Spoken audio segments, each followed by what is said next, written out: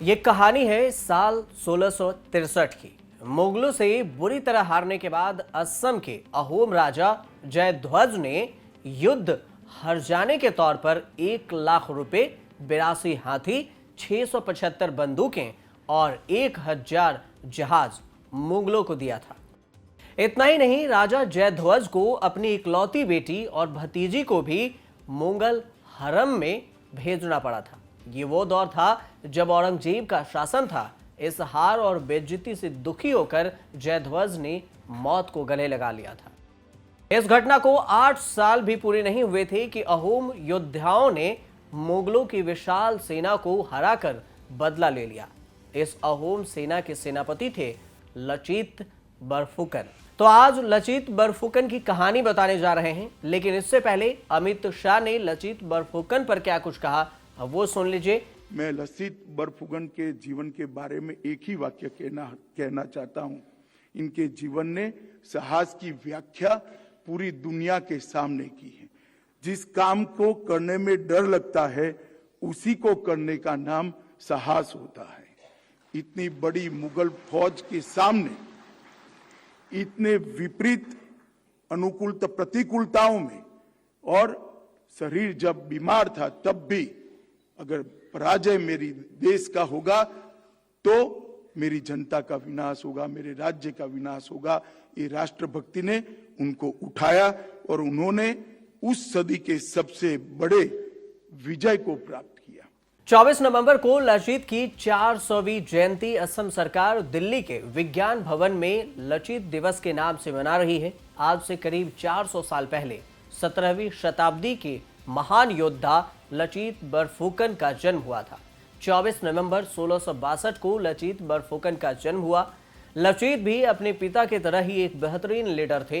अहोम साम्राज्य में उन्हें रॉयल असेंबल का प्रभारी बनाया गया, लेकिन इसके युद्ध कौशल को देखते हुए कुछ ही दिनों में अहोम के 14वें शासक चक्रध्वज सिंह के स्पेशल गार्ड यूनिट में शामिल कर लिया गया। इतिहास के पन्नों में लचित बरफुकन का कोई चित्र उपलब्ध नहीं है, लेकिन एक पुराने क्रॉनिकल में उनके बारे में लिखा गया है कि उनका चेहरा चौड़ा था, वो चंद्रमा सा दिखाई पड़ते थे और किसी के पास इतनी क्षमता नहीं थी उनके चेहरे को घोर सके। लचित बरफुकन की बहादुरी की अगर बात करें तो अहोम साम्राज्य की शाही सेना के जनरल थे। उन्होंने 1671 में सराय घाट की लड़ाई में मुगलों को करारी शिकस्त दी थी। सराय घाट का युद्ध गुवाहाटी में ब्रह्मपुत्र नदी के तट पर लड़ा गया था। सराय घाट युद्ध के दौरान लचित बुरी तरह से बीमार थे, बावजूद उन्होंने अपनी सेना का नेतृत्व किया। लचित का नेतृत्व पाकर सैनिकों में नए साहस और आशा का संचार हुआ। इस लड़ाई ने साबित किया था कि लचित एक कुशल रणनीतिकार हैं, जिनकी तुलना भारत के किसी भी हिस्से के महान सेनापतियों से की जा सकती है। उस लड़ाई को नदी पर लड़ी गई सबसे बड़ी नौसैनिक युद्ध रूप में भी याद किया जाता है। यही वजह है कि लचित बरफुकन को भारतीय नौसेना की शक्ति का प्रेरणा स्रोत भी माना जाता है। भारत सरकार के राष्ट्रीय रक्षा अकादमी के सर्वश्रेष्ठ कैडेट को लचित बरफुकन स्वर्ण पदक दिया जाता है। इस पदक को देने की शुरुआत साल 1999 में हुई थी। मुगलों के साथ अहोम साम्राज्य के संघर्ष की कहानी लचित के जन्म से 6 साल पहले ही शुरू हो चुकी थी। 17वीं शताब्दी की शुरुआत में मुगलों ने पूर्वोत्तर के राज्यों पर हमला शुरू कर दिया था। मुगलों की नजर इन राज्यों में मौजूद हाथी के दांत, लंबी काली मिर्च, गोल्ड डस्ट, कस्तूरी और लाख पर थी। ये सब मुगल दरबार में मूल्यवान वस्तुओं के तौर पर देखी जाती थी। इसके साथ ही मुगल तिब्बत और चीन तक पहुंचने का रास्ता भी तलाश रहे थे। अहोम के राजा प्रताप सिंह को मुगलिया व्यापारी रास नहीं आए और सन 1616 में अहोम नौसेना और मुगल सेना के बीच में जोरदार भिड़ंत हुई। इसे समधारा की लड़ाई के नाम से भी जाना जाता है, जिसे अहोम ने जीता था। इस युद्ध के बारे में मुगल सेनापति मिर्जा नाथन ने अपनी किताब बहारिस्तान एक घायली में लिखा है कि युद्ध में मुगलों के 1700 लोग मारे गए, 3400 लोग घायल हुए, 9000 लोगों को बंदी बना लिया गया। इस युद्ध के बाद भी दोनों पक्षों के बीच में संघर्ष नहीं रुका। 1618 में दोनों सेना एक बार फिर से हाजों में आमने सामने आ खड़ी हुई, लेकिन इस बार अहोम को हार मिली, इसके बाद संघर्ष और भी बढ़ गया। इसके बाद जयध्वज सिंह लाल 1648 में अहोम साम्राज्य के राजा बने। जयध्वज ने दिल्ली में शाहजहां के बेटों के बीच में लड़ाई का फायदा उठाते हुए मुगलों को खदेड़ दिया था और अपनी सीमा गुवाहाटी तक फैला ली।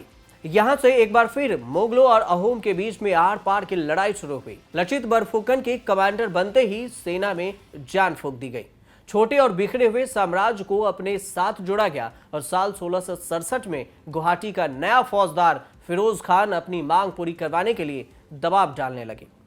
लचित ने युद्ध की रणनीति को लेकर आने वाले सभी विचारों का लिखित रिकॉर्ड करने का आदेश दिया। 2 साल बाद 1669 को मुगल फौज मानस नदी के तट पर पहुंची। यहां अहोम की कई सैनिक टुकड़ियां मुगल सेना के सामने कुछ देर भी नहीं टिक पाई। सराय घाटी के युद्ध में अहोम जीत चुके थे, लेकिन मुगलों और अहोम के बीच ये आखिरी संघर्ष नहीं था। 1672 में कलियाबोर में बीमार लचित की मृत्यु हो गई। 1676 तक राम सिंह दूसरे मौके की तलाश में असम में अपना समय बर्बाद कर रहे थे। लचित बरफुकन को पूर्वोत्तर का शिवाजी भी कहा जाता है। उनका निधन 25 अप्रैल 1672 को हुआ। साल 1682 में मुगलों को असम से पूरी तरह से खदेड़ कर भगा दिया गया और उनकी बहादुरी की चर्चा आज भी की जाती है। और उन्हीं की जयंती के मौके पर आज नरेंद्र मोदी और अमित शाह गृह मंत्री दोनों ने उन्हें याद किया।